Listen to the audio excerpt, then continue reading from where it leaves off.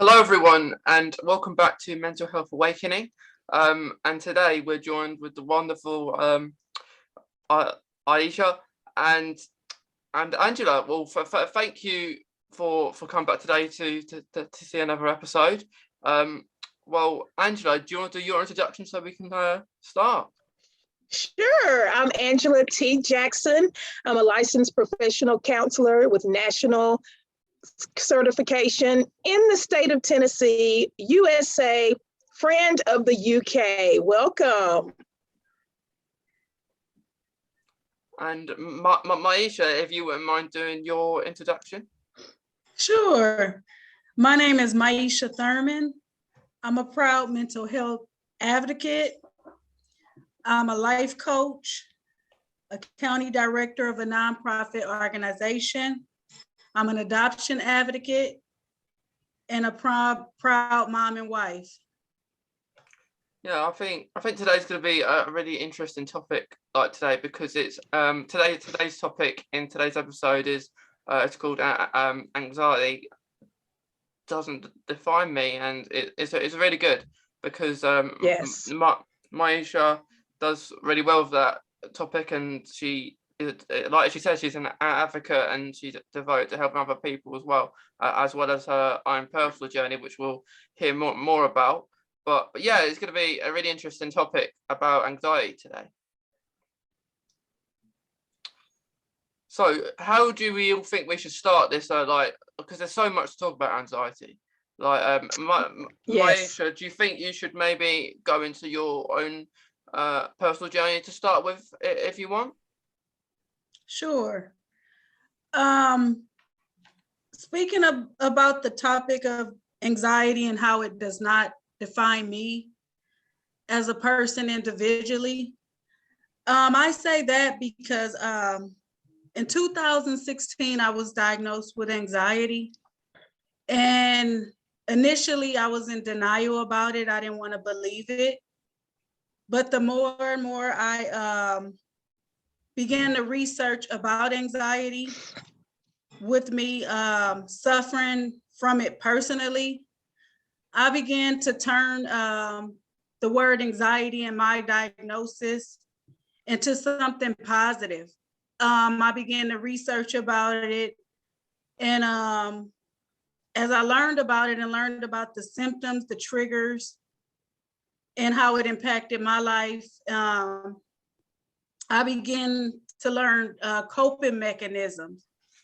And so anxiety doesn't define me because I'm a mental health advocate to spread the word about anxiety and how it can impact you, but you can overcome it by learning different coping mechanisms to help you cope with it and live a productive life.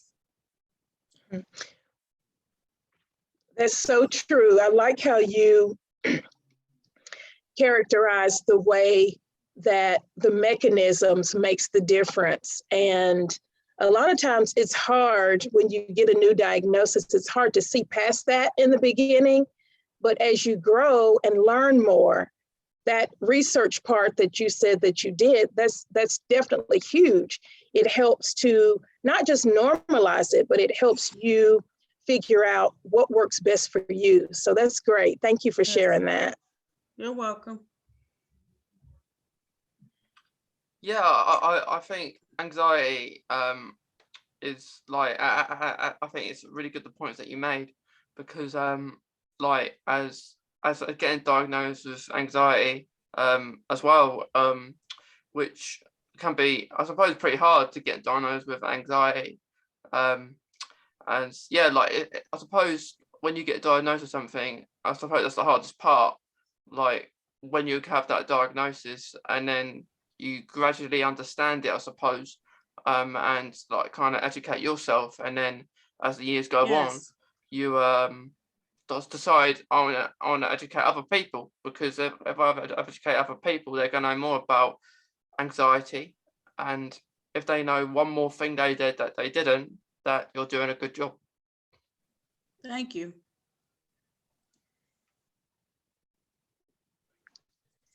Yes, and I want to speak about certain certain triggers. The anxiety triggers can be different for each person, depending on the individual and the type of anxiety the person may be diagnosed with. And personally, I have generalized anxiety.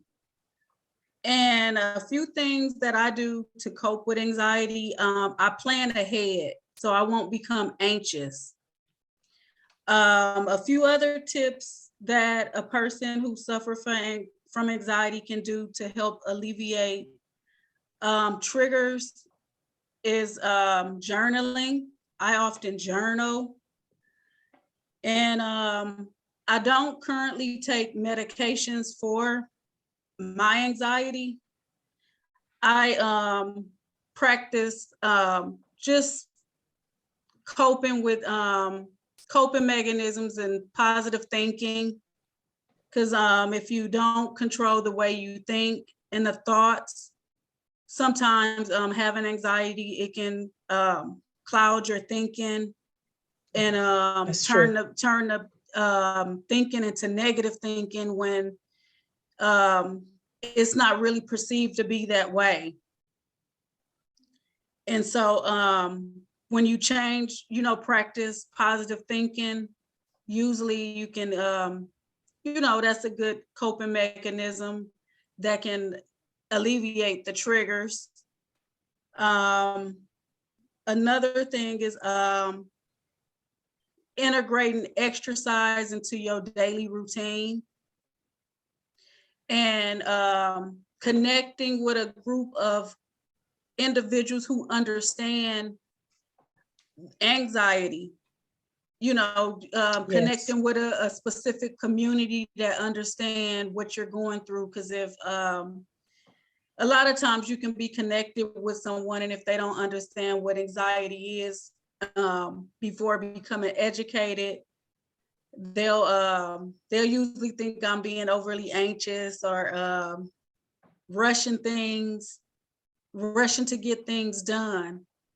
And another takeaway for a person who have anxiety, or for a person who's not really familiar with anxiety, it can be turned into a positive. Like a lot of times, I don't have a problem meeting deadlines because the anxiety helps me to be a better performer, actually, when it comes to getting things done.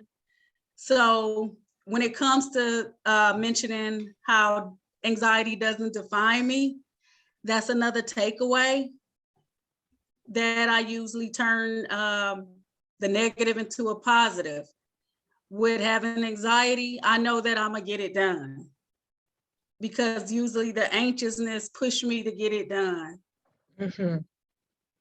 And so that's another takeaway. And I was going to say, I'm glad you said that, because I share a lot of times that there's that healthy part of anxiety that actually motivates you when you do set goals.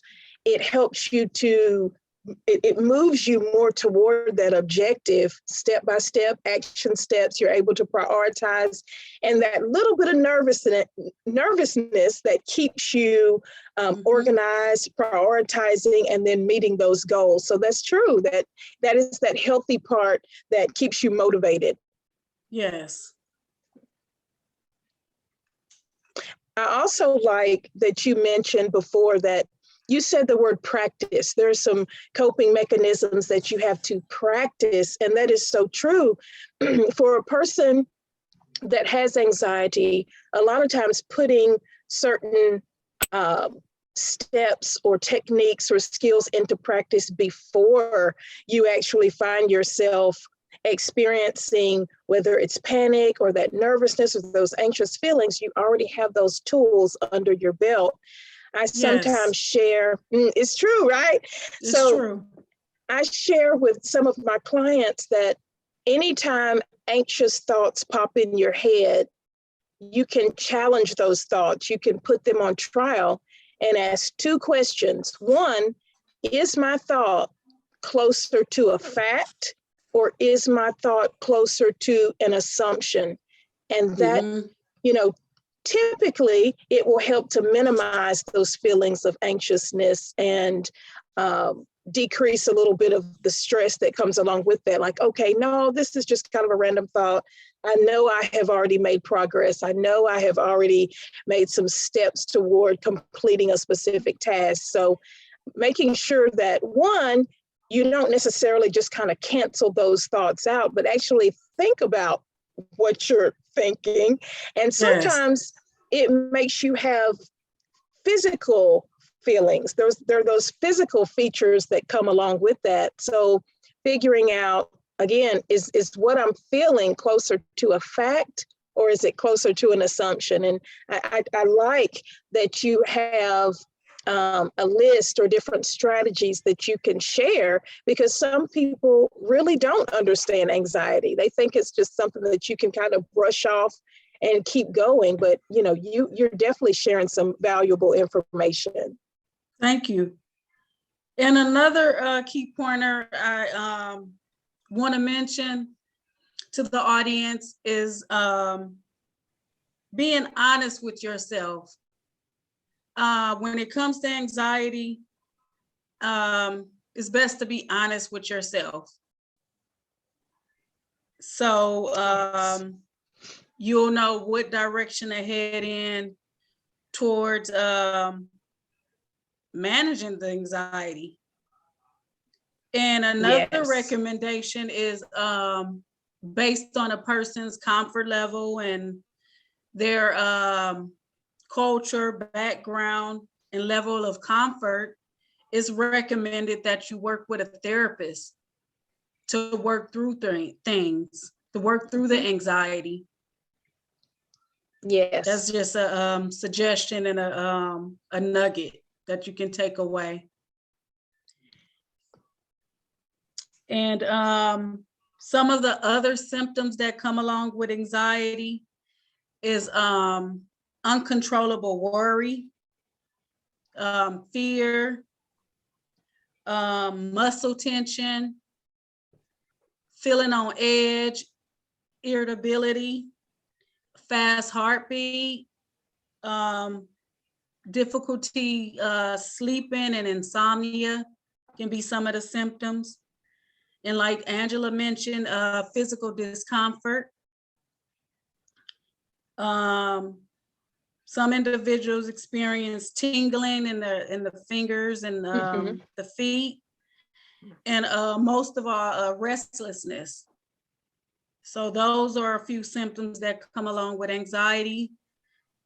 So hopefully this information is helpful.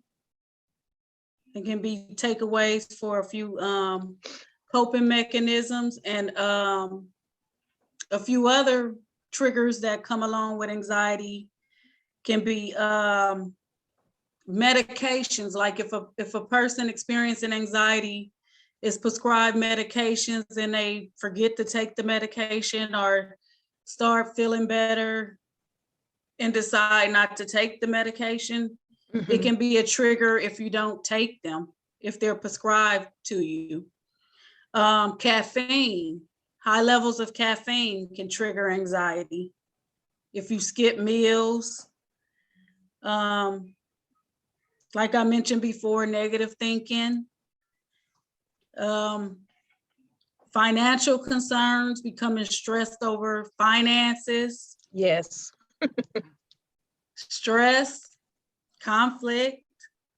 And sometimes if you have social anxiety, a trigger can be public events and performances, dealing with large crowds of people.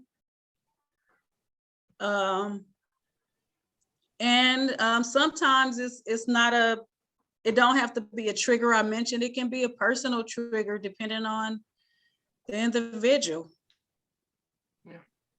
That's true. That's true. I can relate to anxiety related to chronic illness. Definitely. Mhm. Yeah.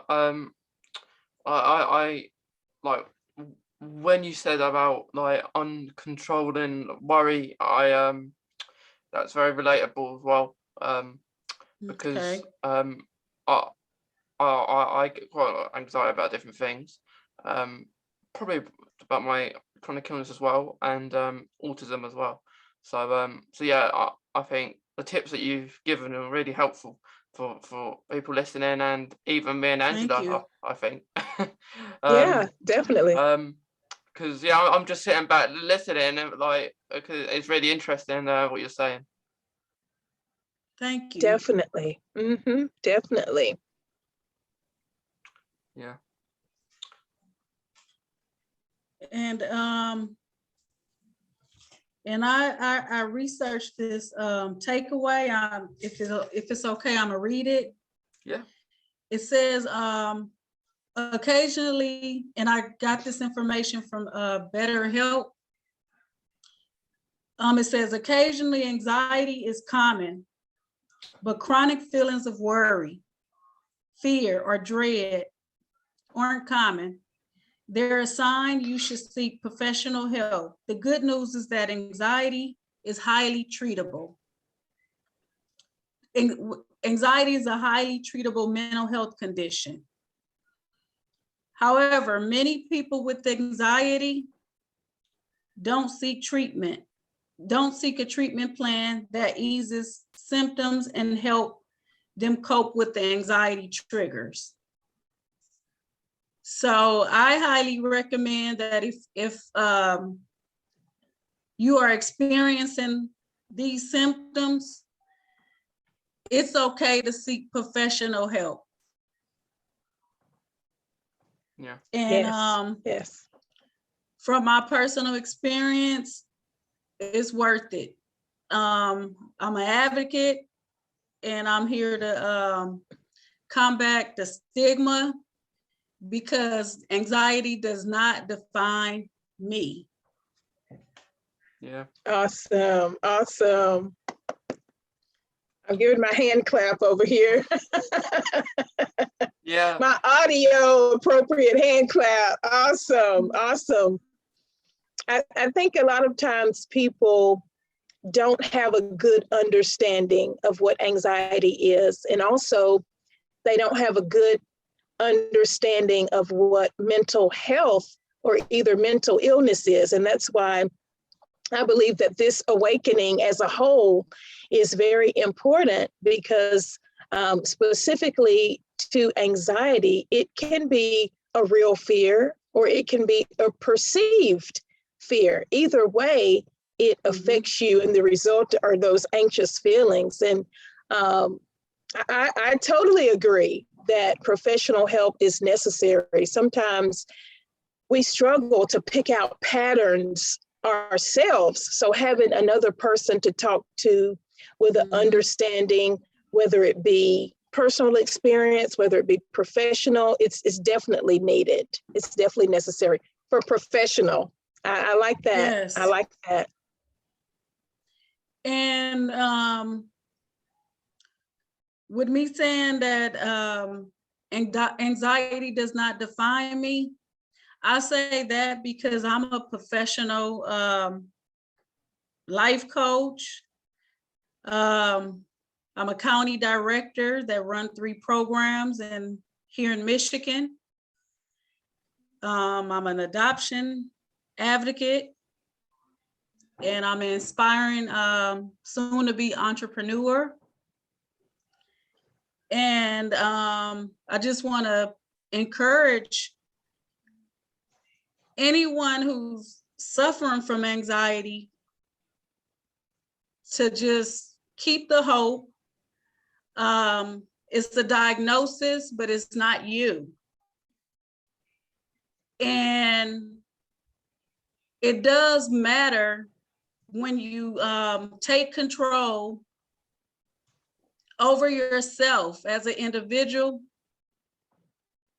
and not allow the diagnosis to defeat you.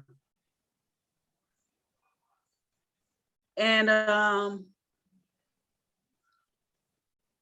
personally, from experience with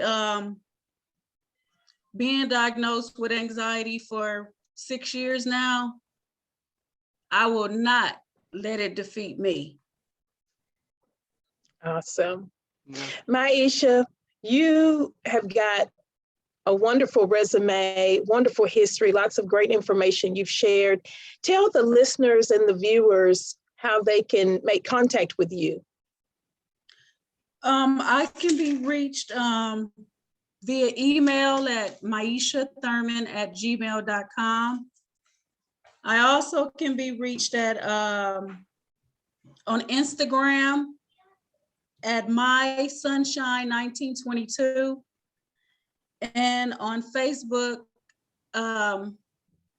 via Myesha Thurman.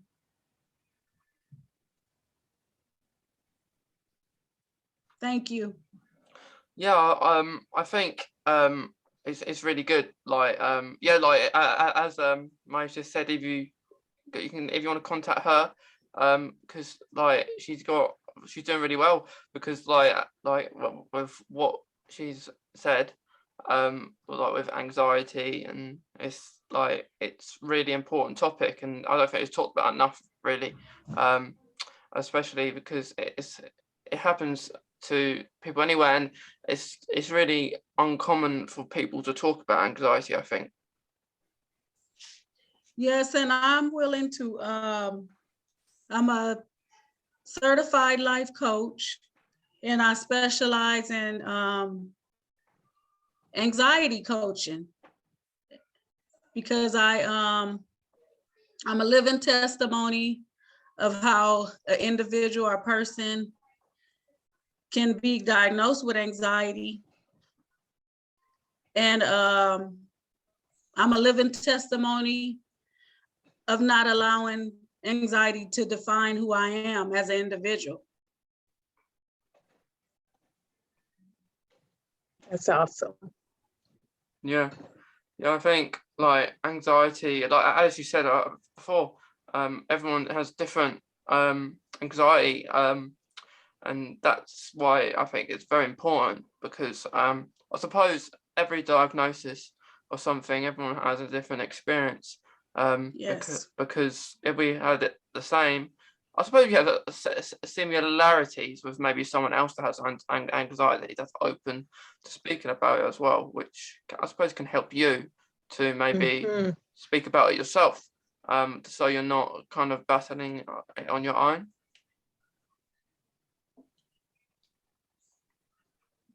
Wait, say that again.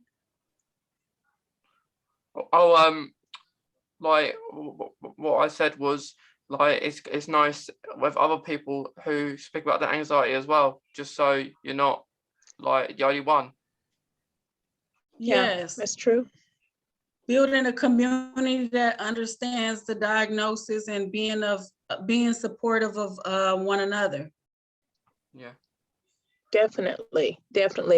This education, the awareness, the awakening, and normalizing conversations that are normally difficult, it definitely requires an ongoing approach, not just Mental Health Awareness Month, but like Myesha, there are professionals out there who focus on the specific area of anxiety. And this is what's helpful. This is definitely what's needed. So we're glad you're available. Thank you. Happy to be a part. Yeah, I think it's really good, because I'm like today on like today's episode, like conversation, I was sitting back, I think, for most of it, well, for a while with it, just listening to what Myesha was saying, and it's very helpful for me, for Angela, for anyone listening, for anyone who does suffer from anxiety, because I do know some people that do, so it's gonna be useful and very helpful for other people that do suffer from it, because like it's hard, isn't it? Like there's so many different things you could have anxiety for, and I suppose you don't know when that could happen. Yeah, sometimes if it gets too bad, a person who's suffering from anxiety can have a panic attack. Yeah. And when the panic attack occur, it feel like clenching in your jaws, whereas your cheeks lock up, and it's like a stiff sensation, and it can be really scary. Yeah. Yeah. Mhm. And so that's why personally I encourage any individual who's suffering from anxiety to manage the triggers and don't allow it to define you. And that's what I mean by that, not letting it define you, allowing the symptoms to overtake you. Yeah. Yeah. I think that's some really good advice, because it's completely true. Because like you could, it's so difficult to even, I suppose, speak about it, anxiety, because I suppose it's the people you're around. Maybe if you feel like they're going to understand, and if you're in a situation where you feel they don't, you can maybe think to yourself, I'll just keep it to myself because you're not Yeah. going to understand my anxiety. Yes, and if you're in a place where a person don't understand it, you tend to isolate. Yeah. It creates isolation. Yeah. Mhm. And then if you isolate, it kind of increase the triggers, the chances of experiencing the symptoms of experiencing the triggers that come about. And then once the isolation comes, it's kind of difficult to, it's like digging, once the isolation period come about, it's like digging yourself in a hole. And once you fall in that hole, it's hard to climb out. Yeah. Yeah. It's kind of escaping from reality. Mm-hmm. Yes.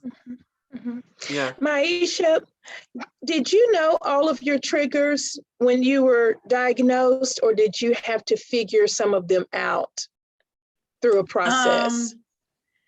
I had to figure a few of them out, but I learning my diagnosis, because I would like get things done, and I had a tendency of not relaxing. I didn't never take time to like slow down. My world was like just everything was rapid. And a part of learning my triggers, I thought it was just something, I thought it was just a part of who I was, but in reality, everything was just rapid and moving fast all the time. As I learned the triggers, I learned relaxation skills, how to relax and incorporate self-care. And part of my self-care was relaxing. It's part of the type of anxiety I have. It's like you on the go. It's just anxiousness. Your mind is just racing. Yeah. And a lot of times it worked for my good, because I would get things done. And when I didn't know I had the anxiety, the outside world was probably thinking, well, she get it done. It's just get the job done. But it was part of the anxiety helped play a huge part in that. Yeah. Which wasn't a bad thing at the time. So yeah. Some people say maybe to a fault. It was just you probably got it all done. So I love that you mentioned the self-care. That's something I definitely like to pull out when I'm talking to people, when I'm talking to clients, is that, I can make suggestions for what coping skills, what strategies, or what techniques that might work that are general, but being strength-based and pulling out your own, the things that you like to do as far as leisure, as far as hobbies, as far as talent and self-care, that helps a person individualize how they cope. There might be specific things you're interested in that become a great foundation for the way that you cope with your anxiety. So absolutely, asking questions that help a person formulate this plan of things that they can do on a regular basis, or figure out how to better incorporate new hobbies in their schedule, or even old hobbies that are just kind of unfinished, or maybe they've left them to the side. But a lot of times that works, whether it's art, whether it's gardening, whether it's, going out, taking a walk in the park, things of that nature. Bowling. Going skating, going bowling, there you go. So, I might say, there are some general things that work, like, for example, the deep breathing or the refocusing your mind and certain grounding techniques. But as you mentioned, and I know changing that mindset. Yes. So I've seen you in the skating rink. I've seen you doing certain things, and that's great because you're developing coping skills that are an individualized fit for what you're interested in. That helps. Yes. That really helps. It does. Yeah. I like the fact that you link your hobby in with your anxiety, because like not everyone may like to be sociable. That's true. Not everyone likes that. So you may have some people just want to be on their own. They may not be a company person, or it's sociable. Even the events that's happened in the last few years, anxiety could have gone up with a routine as well. So absolutely. Everyone's routines change. So for you guys, your appointments for clients maybe had to maybe change and stuff. For maybe someone's had coronavirus, or someone's got really ill. So routine, I think, is a big part of anxiety, I think. Yes, and unexpected life changes can trigger anxiety. Yes. And cause anxiety to come out. Like if someone experienced a death, of a loss, any type of loss is something that can trigger anxiety. If you get preparing for a test, those are common anxieties that we can experience as individuals. Those are common, but anxiety as a whole, in order, when it comes to the diagnosis, is ongoing offset. Like if you constantly have worry and fear that goes on and on and on, that's severe anxiety. But we all experience general anxieties. If you're getting ready for a test, if you going on stage about to speak to a large audience,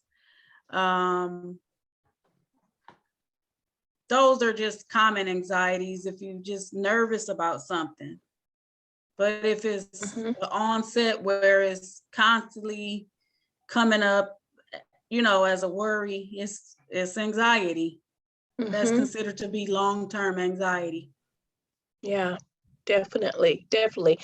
That's great that you brought that up, that there's different types and different categories, so to speak, as far as anxiety goes. And it made me think about when I was younger and being in school, and as you mentioned, having to give a report or something of that nature, or being called out in front of the class. That triggers that one, the social anxiety. Okay, you just called me out. Now everybody's looking at me, and I was a shy kid coming up. And so even within my household, I was taught, if I was in trouble, I didn't talk at all. So when the teacher would try to get me to talk and she used a certain tone and I thought I was in trouble, I didn't speak.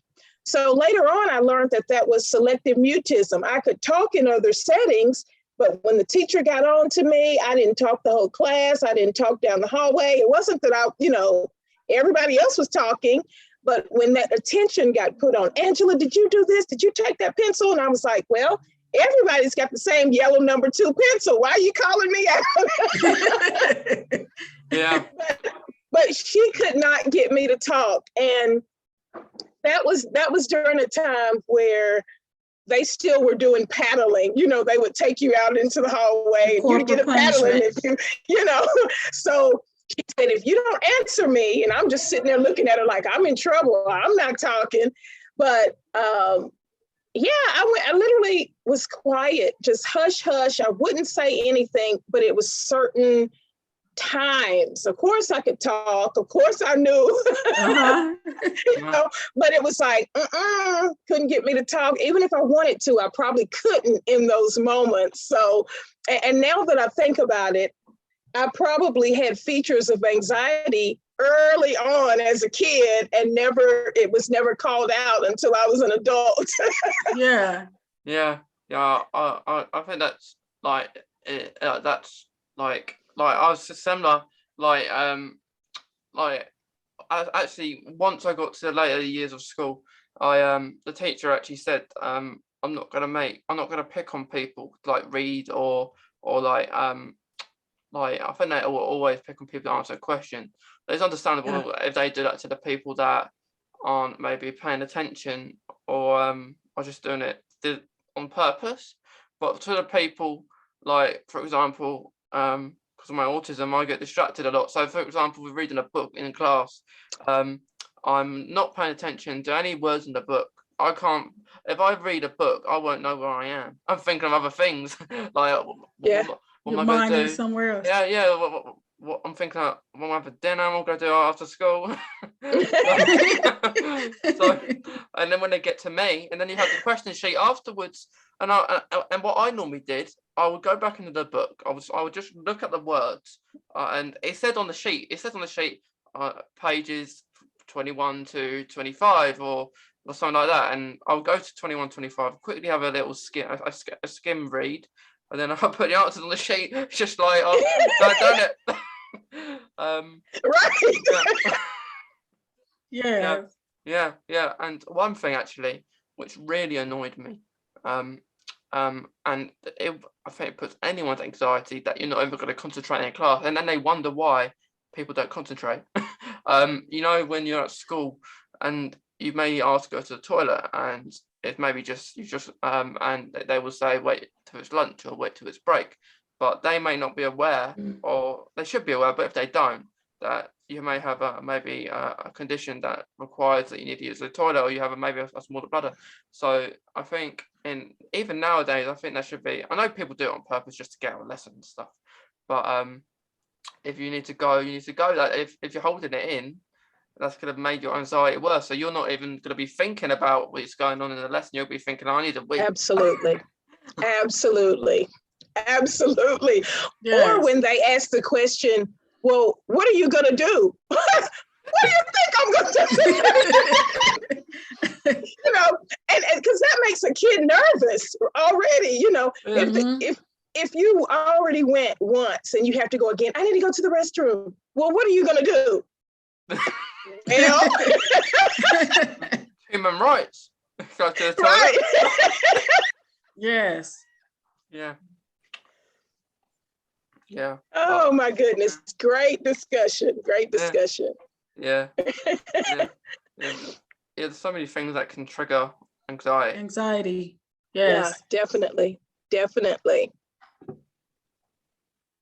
Yeah. I think we feel accomplished. This is definitely an awakening. Yeah, definitely. Our eyes have opened. Thank you. Yeah. So if any of the viewers in the audience have any questions about anxiety, if you need any resources regarding anxiety, please feel free to reach out to me. Yeah. Awesome. Thank Yeah. you. Well, thank you. Myesha, it's been really nice to like talking to you and for today, because I've learned stuff, Angela learned stuff, and I think the audience have as well. Absolutely. Thank you for having me on Mental Health Awakening. Thank you. Been a Thank pleasure. you. Welcome.